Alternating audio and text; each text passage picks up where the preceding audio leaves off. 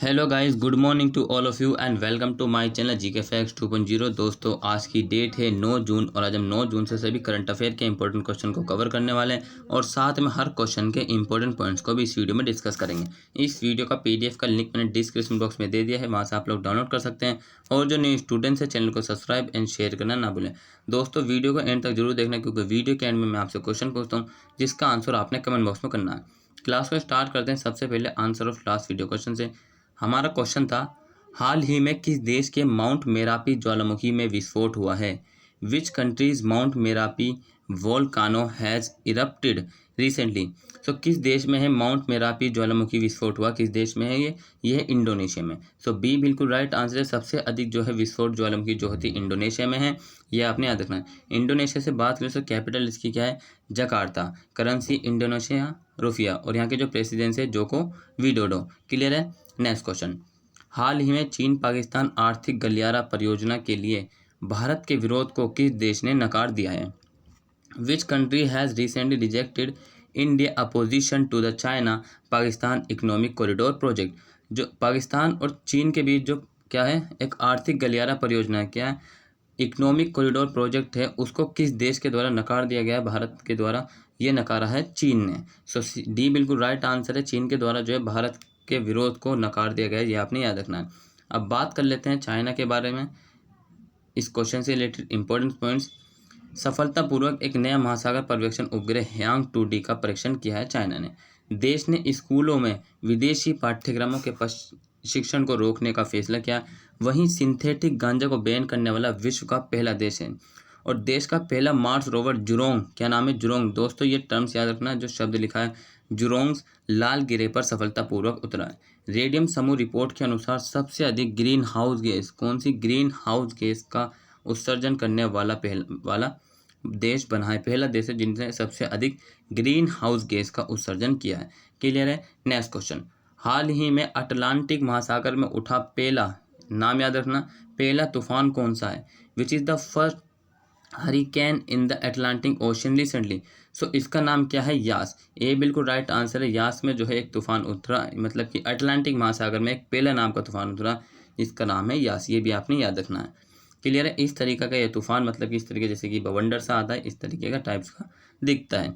Next question है, हाल ही में भारत और किस देश के बीच कृषि सहयोग में विकास के लिए 3 साल की कार्य योजना समझौते पर हस्ताक्षर किए हैं? Recently, 3 years action plan agreement has been signed between India and which country for development in agriculture cooperation? So किस देश के साथ जो है भारत का अग्रीमेंट हुआ है? रिलेटेड किसके संदर्भ में? ये हुआ कृषि के। सो ये जो है इजराइल के साथ जो है 3 साल का जो है कृषि के संदर्भ में एक समझौते पर ज्ञापन पर हस्ताक्षर किए गए हैं। ये आपने याद रखना। इजराइल से बात करें तो इसकी कैपिटल क्या है? जेरूसलम। करेंसी क्या है? Israeli shackle. और यहाँ के जो प्राइम मिनिस्टर है, पीएम है यहाँ के बेंजामिन नेतन्याहू। ये भी आपने याद रखना। नेक्स्ट क्वेश्चन, हाल ही में किसे स्टार्टअप की रिसाइकलिंग कार्बन प्रौद्योगिकी 2021 का TBD, क्या है? TBD राष्ट्रीय पुरस्कार मिला है? Who has recently receive TBD national award for startup recycling carbon technology? So किस में मिला है ये स्टार्टअप रिसाइकलिंग कार्बन टेक्नोलॉजी में? 2021 का ये पुरस्कार मिला है बेंगलुरु को। ए बिल्कुल राइट आंसर है। बेंगलुरु को जो है स्टार्टअप की रिसाइकलिंग कार्बन प्रौद्योगिकी 2021 का TBD राष्ट्रीय पुरस्कार मिला है। ये आपने याद रखना है। अब चलिए इस क्वेश्चन से बारे में बात कर लेते हैं। कार्बन डाइऑक्साइड क्या है? कार्बन डाइऑक्साइड को रसायन एवं ईंधन में बदलने, किसको? रसायन एवं ईंधन में बदलने वाले एक वाणिज्यिक समाधान विकसित करने के लिए बेंगलुरु के एक स्टार्टअप ब्रिद एप्लाइड साइंसेज को प्रौद्योगिक विकास बोर्ड ने वर्ष 2021 का राष्ट्रीय पुरस्कार प्रदान किया। सो किसने किया ये? स्टार्टअप ब्रिद एप्लाइड साइंसेज को प्रौद्योगिक विकास बोर्ड, किसने? प्रौद्योगिक विकास बोर्ड ने जो है बेंगलुरु को इस पुरस्कार से सम्मानित किया गया है, TBD पुरस्कार से। भी आपने याद रखना। बेंगलुरु से बात करें तो कैपिटल किसकी है? कर्नाटक की। और बेंगलुरु को ही क्या कहा जाता है? Silicon city. ये भी आपने याद रखना है। नेक्स्ट क्वेश्चन, RBI के इनोवेशन हब के नए CEO के रूप में किसे नियुक्त किया गया है? Who has been appointed as the new CEO of the innovation hub of RBI? सो भारतीय रिजर्व बैंक के जो है नए CEO के के रूप में किसे नियुक्त किया गया? ये किया गया है राजेश बंसल को। ए बिल्कुल राइट आंसर। राजेश बंसल को जो है आरबीआई के नए सीईओ नियुक्त किया गया। इसकी स्थापना हुई थी 1935 में। इसका राष्ट्रीयकरण हुआ था 1949 में। ये भी आपने याद रखना। नेक्स्ट ये रहे राजेश बंसल जो कि आरबीआई के नए सीईओ हैं, ये भी आपने याद रखना। क्लियर है। नेक्स्ट क्वेश्चन, हाल ही में 2023 में संयुक्त राष्ट्र जलवायु परिवर्तन फ्रेमवर्क सम्मेलन के COP28 मेजबानी करने की पेशकश की घोषणा की है। Recently announced the offer to host COP28 of the United Nations Climate Change Framework Confirmation in 2020। So 2023 का जो है किसके द्वारा COP28 की मेज़बानी की जाएगी? ये करेगा यूएई। सो यूएई की राजधानी में की जाएगी जो कि है दुबई में 2023 का COP28 मेज़बानी करेगा। किसका? संयुक्त राष्ट्र जलवायु परिवर्तन फ्रेमवर्क सम्मेलन की। इस क्वेश्चन के बारे में बात करते हैं। वर्ष 1992 क्या है? वर्ष 1992 में पर्यावरण और विकास पर संयुक्त राष्ट्र सम्मेलन में संयुक्त राष्ट्रीय जलवायु परिवर्तन फ्रेमवर्क सम्मेलन पर हस्ताक्षर किए, जिसे पृथ्वी शिखर सम्मेलन या रियो शिखर सम्मेलन भी कहा जाता है। क्या कहा जाता है? जो 1992 का है इसको जो है पृथ्वी शिखर सम्मेलन भी कहा जाता है। भी आपने याद रखना। 21 मार्च 1994 से UNFCCC लागू हुआ और 197 देशों द्वारा पुष्टि की गई। वर्ष 2015 में पेरिस समझौते की मूल संधि और वर्ष 1997 के क्योटो प्रोटोकॉल की मूल संधि भी है। ये भी आपने याद रखना है जो कि बहुत ही इंपॉर्टेंट है आपके एग्जाम पॉइंट ऑफ व्यू से। नेक्स्ट क्वेश्चन है, हाल ही में चांद पर पानी की खोज के लिए किस देश ने अपना पहला मोबाइल रोबोट भेजने की घोषणा की है? Recently who has announced the sending of its first mobile robot to search for water on moon. So किस देश के द्वारा जो है अपना पहला रोबोट भेजने की घोषणा की गई है? ये भेजने की गई है नासा के द्वारा। नासा जो है अपना पहला रोबोट भेजेगा जो कि चांद पर पानी की खोज करेगा। क्लियर है। ये आपने याद रखना। अब नेक्स्ट क्वेश्चन की बात कर लेते हैं। तो हाल ही में बिहार के शाही लीची की पहली खेत कहाँ निर्यात की गई है?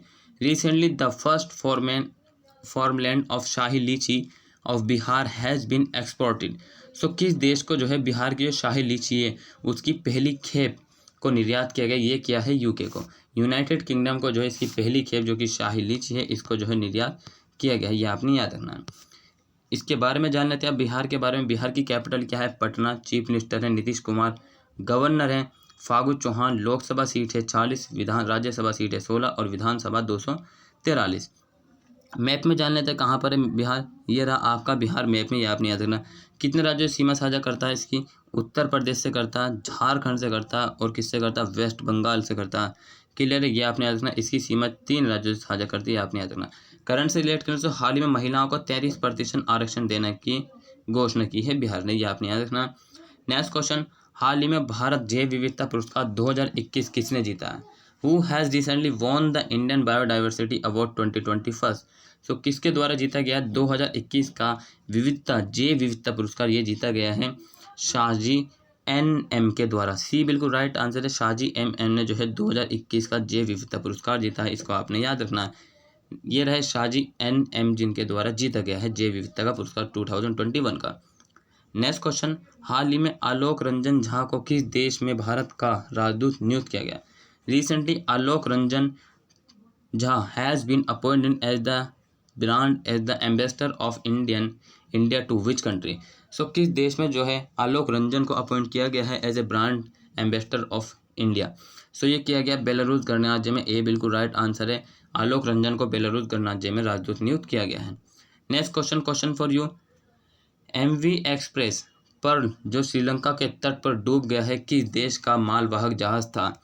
MV Express Pearl which sunk off the coast of Sri Lanka which country land had a cargo ship? So किस देश का ये MV एक्सप्रेस पर जो कि श्रीलंका के तट पर डूब गया है? इस क्वेश्चन का आंसर आपने कमेंट बॉक्स में करना। अगर आप लोगों को वीडियो अच्छी लगी so please like and subscribe जरूर करिए और डेली करंट अफेयर देखना ना भूलिए। Take care, bye bye, all the best, have a nice day.